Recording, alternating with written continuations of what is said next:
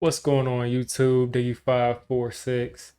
I want to run through this game. I'm not going to have an intro or anything. I just live post game reaction as I always do. Uh, in this off season or in during the season, I give my just live review of what I thought happened during the game. And I didn't make one last week, but this week I really started to feel it. I'm kind of getting into the mode here, and we look pretty good. We look pretty good now. I'm not gonna say that this all of a sudden makes us, a contender or anything like that. I mean, it's the preseason; nobody really cares. But for the first time in two, three, not two, 3 or 4, 5, 6 years, since probably Daniel Jones's rookie season, and then even before that, when it was consistently, effective, the offense looked functional. The offense legitimately looked functional. It looked functional with the first team. It looked functional with the second team. It looked functional with the third team. Second team struggled a bit, but the third team really stepped it up. And Davis Webb, for the second time, has a game-winning drive. In the second time in 2 weeks. In like 2011, 2012, 2013, 14, the Giants' second and third teams would actually put up points in the preseason. The last couple of years, the first team offense looks bad. The second team offense looks bad. The third team offense looks bad. And it just shows that the entire offense is a bad offense. It just shows that the offense in general is a bad offense. So to see Alex Bachman, who I don't think is a world beater, but maybe he'll go somewhere. Maybe he does end up having a great career. I have no idea. But he's been a guy that has flashed in camp, for the past 4 years. He's been on this team for the practice squad and stuff. Hopefully he can be a great player, but he hasn't looked like that before. He has not looked like that before. He constantly was getting the ball in space. He was running routes that were working off of other routes, and he was getting open from it. Let's pull up his actual stats at the end of the day.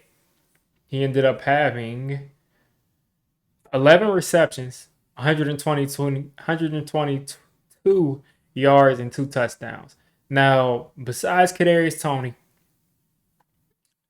uh, not even besides Kadarius Toney, because Galladay did it, Shep did it a couple of times. But tell me, in the past 2 years, how many times you've seen a receiver have 100 something yards, more than 8 catches, and multiple touchdowns?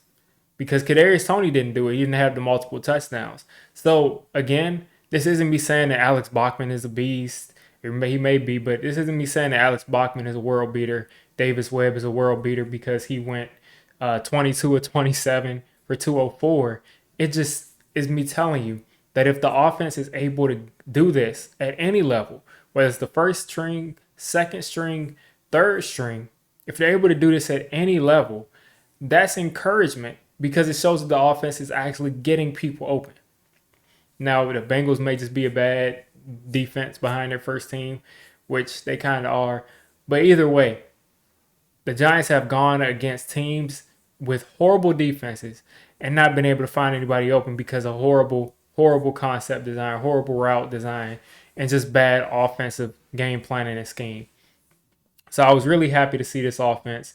Daniel Jones, let's talk about it. 14 for 16 and an interception. So he had that one interception where he hit Bellinger right in the hands. Right in the hands. Bellinger caught the ball. He didn't catch it, but he let it hit him in his hands, and he just did this thing. He just did this thing that you never want to see your receivers and tight ends doing. So of course he throws his hands in the air like that. The ball goes up in the air and it gets intercepted.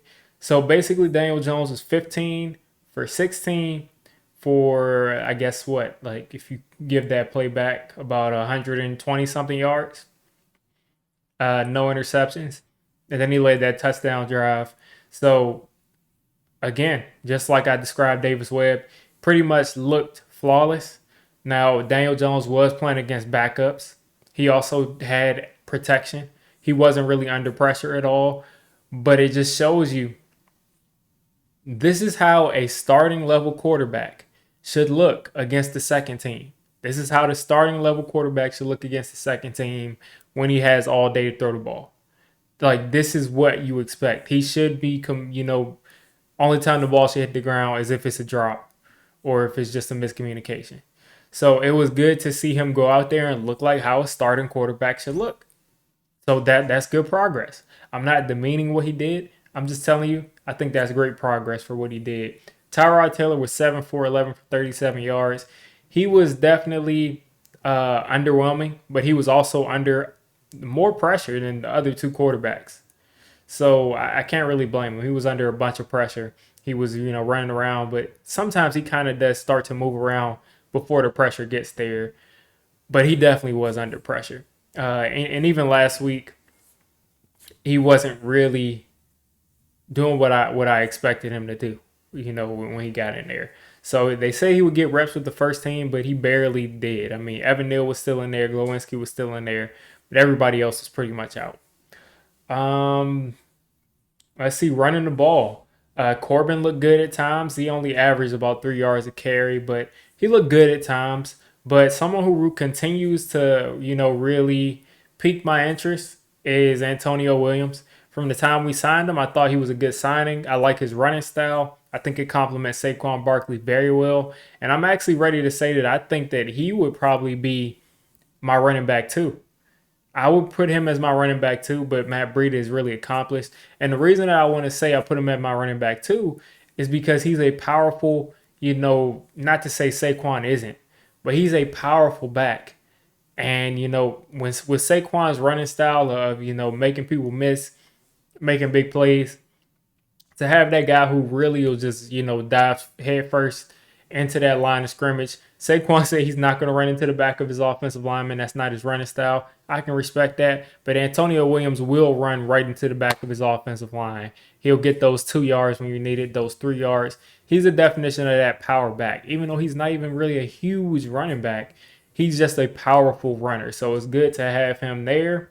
I'm thinking he'll be our third running back. Breida will be there. He'll be another guy that's a threat to be a home run hitter. Lastly, I'm 7 minutes into the video and I haven't talked about this. Kayvon Thibodeaux was squeezing, squeezing at the end of the line of scrimmage, and he didn't get low enough. And Thaddeus Moss, Randy Moss's son, dove right at his knee, right at the side of his knee to try to block him. I don't think it was intentional. I didn't like it, of course, because, it's our first round pick. But he dove right at his knee, and, it cracked. It didn't crack, but, his knee kind of bent awkwardly, and everybody thought he was done. He still may be done, but he got up. He waved the cart off. He walked off. He wasn't really limping as he was walking. He was laughing on the sideline. He went into the tent, came out, came back to the sideline. That's usually a good sign that, a player will go, into the tent or wherever they go. If you see them back on the sideline, it's probably not an injury where it needed severe intervention at that point in time. So I was glad to see that Kayvon Thibodeaux looks like it was probably just a sprain, some kind of knee sprain. Hopefully he's able to be back for week 1. I'm not sure if he will be able to, but hopefully he'll be able to be back for week 1 or week 2, somewhere around that. And we'll just all look back at this and just say it was no big deal. But Thibodeaux definitely gave us a huge scare. He's got to get lower on those plays. Carl Banks was kind of talking about that. He has to kind of get as low as that Moss got, or else someone's going to be diving in your legs. Somebody's going to be, diving at your legs. And they could take you out for the season right there. So glad to see Thibodeaux's okay. Also, Darian Beavers had a knee injury. Graham Gano had a concussion. Darian Beavers looked like his knee injury was a lot more serious. He was limping all over the place. He wasn't on the cart, but he was limping all over the place. So hopefully that's not a serious injury. And concussion. You never want to see a guy get a concussion, but he's a kicker, so he's not really going to get hit much. I'm thinking he'll probably be cleared pretty quickly. just because they know he won't be getting hit in the head really every play or even every game. Probably once or twice a season he'll get touched.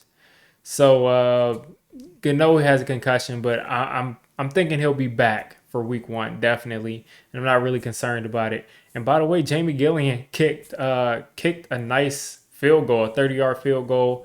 Didn't miss any extra point. Didn't miss any kicks. Did the kickoffs. Of course, did the punts and actually had a couple of really good punts. So overall, I'm feeling good after watching this game. I'm thinking that the Giants showed some functional play design on offense. Looks like this offense can function.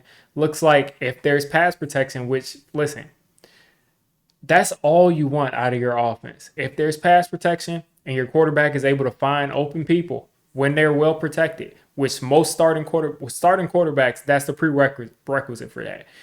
You should be able to hit guys who are open if you are well protected. So the pass rush was not getting there on Daniel Jones. He had all day to throw the ball, and he made connections, which shows you that the offense is working.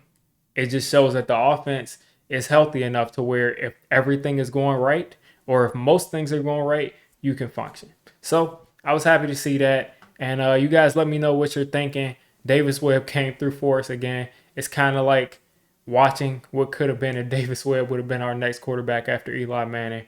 But you guys, again, let me know what you think.